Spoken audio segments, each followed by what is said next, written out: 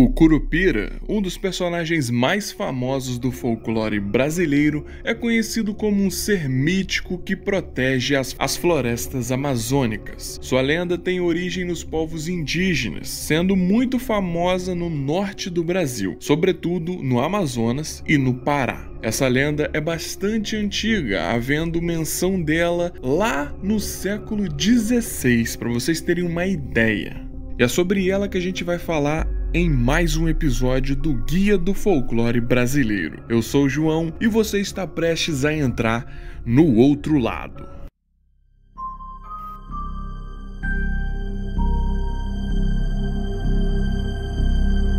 Muito bem, antes de começar aquele recado de sempre, se inscreva se for sua primeira vez, se não for, deixa o like, comenta qualquer coisa que você quiser e compartilhe o vídeo com um amigo que possa gostar do tema, assim a gente vai crescendo a nossa comunidade e trazendo cada vez mais histórias aqui do nosso folclore, beleza? Dito isso, vamos começar de vez. O Curupira é retratado frequentemente como um anão que possui os cabelos vermelhos e os pés ao contrário, com os calcanhares para frente. É isso mesmo, ele tem os pés virados para trás. É importante reforçar que a descrição física do Curupira com certeza vai variar de acordo com o local em que a lenda é reproduzida. A gente fala isso aqui sempre sobre o folclore. Em certos locais, por exemplo, o Curupira é careca. Em outros, tem o corpo cabeludo e dentes verdes. De toda forma, as características que se sobressaem são essas citadas. Ele geralmente é muito baixo, os cabelos são vermelhos quando tem, e os pés ao contrário, em todas as lendas, essa é a característica principal. Além disso, sempre é destacado uma grande força física possuída por ele. Essa criatura é conhecida como Demônio da Floresta por alguns. Tem como costume assobiar e utilizar falsos sinais para enganar os caçadores que adentram em sua mata. Muitas histórias e eventos misteriosos são associados a ele. Por exemplo, o desaparecimento de caçadores, bem como o esquecimento de caminhos. Você tá lá andando na floresta e de repente você simplesmente não se lembra de onde veio, não sabe mais para onde ir. Algumas pessoas da região ali do Amazonas acreditam que isso é o Curupira agindo sobre você com seus poderes mágicos, vamos dizer assim. Mas apesar de ser associado muitas vezes a coisas ruins, o Curupira não é uma criatura necessariamente de natureza maléfica. Ele é de fato implacável com aqueles que pretendem abusar ou destruir o seu habitat. Mas ele tolera de bom grado caçadores, por exemplo, que somente buscam a sua sobrevivência e da sua família. Os índios, são um exemplo disso, eles caçam com o intuito de sobreviver. Esse tipo de caça não é visto com maus olhos pelo Curupira. Dizem que com seus pés virados para trás, o Curupira engana e confunde as pessoas que danificam a sua floresta. É realmente difícil, porque a primeira coisa que você faz quando vê pegadas é seguir no lado em que os pés estão virados, É comum. Nesse caso não vai servir porque os pés são virados ao contrário, então você só vai estar se afastando cada vez mais do Curupira. Mas de onde vem esse nome? Curupira é oriundo do Tupi e existem algumas divergências entre os especialistas do folclore a respeito do seu significado. A definição mais conhecida é a que diz que Curupira significa corpo de menino. Mas existem outras definições como coberto de pústulas ou pele de sarna.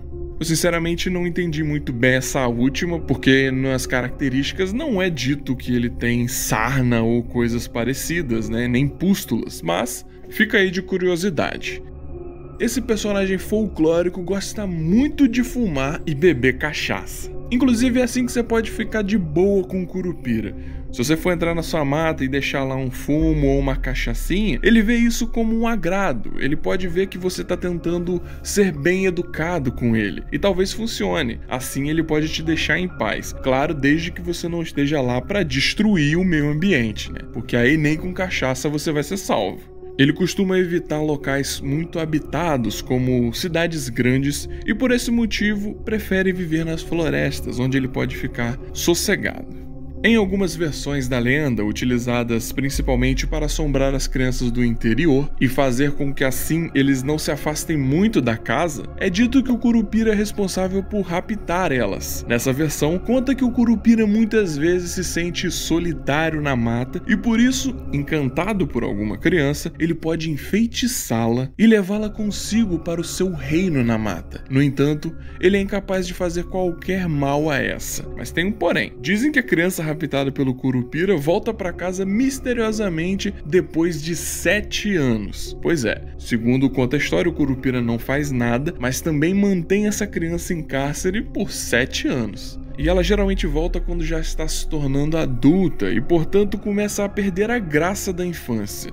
Acaba ficando um pouco estranho toda essa história aí, mas enfim, é o que conta a lenda. Se ela, porém, não retorna, não é porque ela tenha sido impedida, mas porque gostou tanto da vida na floresta que preferiu não voltar à civilização e permanece eternamente no reino da floresta, acompanhada do Curupira. Diz aí pra mim o que você acha dessa versão. Ela é um pouco meio esquisita. Deixa aqui pra mim o seu comentário que eu quero saber a sua opinião. Mas enfim, vamos continuar. E quando surgiu essa lenda?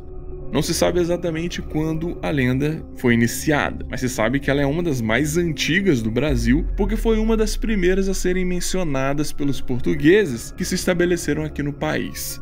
Em 1560, o padre jesuíta José de Anchieta, que na época vivia em São Vicente, onde hoje fica o litoral do estado de São Paulo, fez uma menção ao Curupira, em um texto que escreveu na época.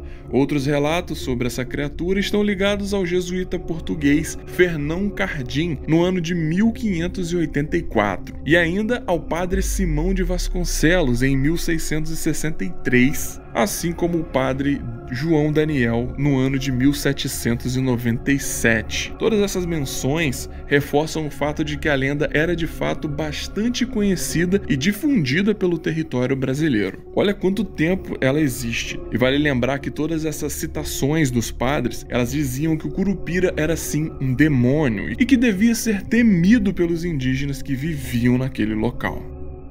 Além disso tudo, existe também alguns estudiosos que apontam que o mito do Curupira tenha surgido entre os Nauas, um povo indígena que habitava a região do Acre. O mito foi sendo transmitido para outros povos, como os Caraíbas, e por fim, chegou aos Tupis-Guarani. E a sua origem pode ter relação com seres míticos de outras culturas, como o Xudiaxaque, presente na cultura Inca, por exemplo. E quais são as habilidades do Curupira? Bom, a gente já falou sobre uma característica importante que são os pés virados para trás, e isso, acaba fazendo com que quem o persiga se perca na mata por não conseguir seguir o seu rastro. E além disso, também tem uma agilidade fora do comum. É dito que o Curupira é uma criatura muito ágil, sendo assim muito difícil de persegui-lo dentro da mata. E uma das habilidades mais poderosas que ele tem é a habilidade de imitar vozes humanas. Desse jeito ele consegue atrair suas vítimas para dentro do mato. É assustador, né? É como aquela coisa que a gente tá em casa às vezes e ouve alguém chamando o nosso nome, mas na verdade não tem ninguém chamando ali. É bem bizarro, né? E ele também tem a habilidade de enganação. Algumas versões dizem que ele é um mestre nas enganações. Com isso, é muito fácil para ele fazer com que os malfeitores da floresta, aqueles que estão lá para danificar o seu ambiente, fiquem perdidos. Eu disse lá no início sobre aquela coisa de eu não lembro mais de onde eu vim. Pois é, essa é uma das habilidades dele. Mas até ele tem um ponto fraco, e talvez seja ela a sua curiosidade. Assim, a lenda conta que para escapar de suas armadilhas, a pessoa deve fazer um novelo com cipó e esconder bem a sua ponta. Por ser muito curioso, ele fica entretido com o novelo e a pessoa consegue fugir. Ele vai ficar ali tentando achar a ponta do novelo até conseguir. Nesse meio tempo, você pode sair vazado. E lembra que eu falei da pinga e da cachaça? Pois é, até os dias de hoje existem muitas pessoas que quando vão entrar na mata, costumam levar essas oferendas para ele, para que assim possam ter uma estadia pacífica ali.